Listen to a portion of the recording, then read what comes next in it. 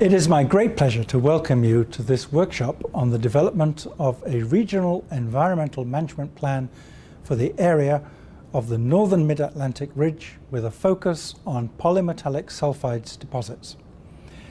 I especially wish to thank the Ministry of Natural Resources and Environment of the Russian Federation and the All-Russia Scientific Research Institute for Geology and Mineral Resources of the Ocean, as well as the European Commission through its Atlantic REMP project for their ongoing collaboration and the support provided to the organisation of this important workshop. I also wish to express my appreciation to Dr. Georgy Cherkashov and Dr. Gordon Patterson, both members of the Legal and Technical Commission of the ISA, for accepting to co-chair its deliberations as well as their invaluable contribution to designing the programme of this workshop. My sincere gratitude also goes to the Atlantic REMP project, as well as Duke University and the Commonwealth Scientific and Industrial Research Organisation for their technical support in the preparation of this workshop. The United Nations Convention on the Law of the Sea mandates the authority to ensure effective protection of the marine environment from harmful effects that may arise from exploration and exploitation of mineral resources in the area.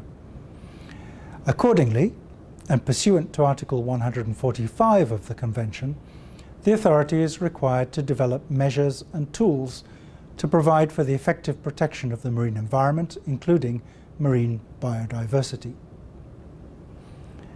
At the core of the authority's efforts to implement this mandate lies the development of regional environmental management plans. Work on the development of REMPs, although they were not called REMPs at that stage, originated more than a decade ago with scientific discussions on the design of a network of areas of particular environmental interest in the Clarion-Clipperton zone. As a result of that work, the first REMP for the CCZ was adopted by the Council of the Authority in 2012.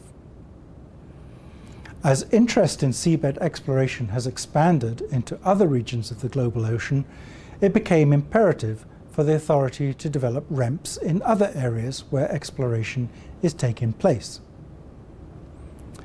It has been a priority of my first term of office for the Authority to demonstrate environmental leadership and precautionary management in this regard.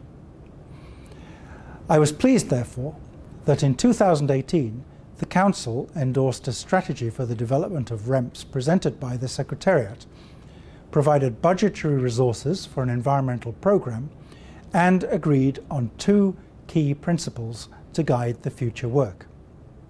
First, all REMPs should be developed under the auspices of the authority, and second, REMPs should be developed in priority areas before exploitation starts. This includes the area of the northern mid-Atlantic ridge, where we have 3 contracts for exploration for polymetallic sulfides deposits. The workshop that is opening today is a continuation of work started in Szczecin, Poland in 2018, followed by a workshop in Évora, Portugal. Since those 2 workshops, a lot of progress has been made, particularly to ensure that the process is supported by strong scientific evidence and reflects inputs received from all stakeholders, including ISA members, observers, contractors, and the scientific community.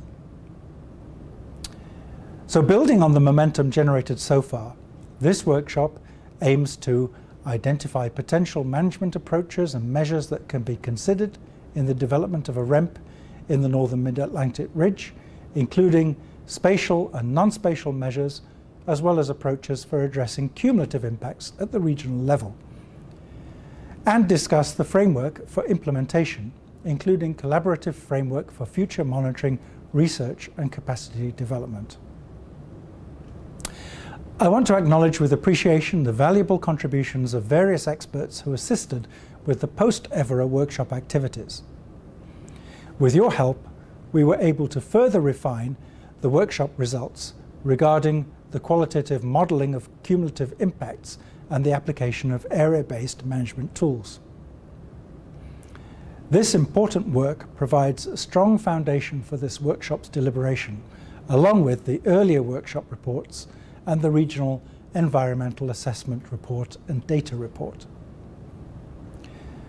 Your deliberations will be critical to advance the work carried out so far and to help us identify potential measures that can be put in place to achieve the objectives set out in the Convention, the 1994 Agreement, and the rules, regulations and procedures of ISA. I thank you all for your participation and your ongoing support to the work of the Authority. I wish you fruitful and productive discussions, and I look forward to the outcomes of the workshop. I thank you very much.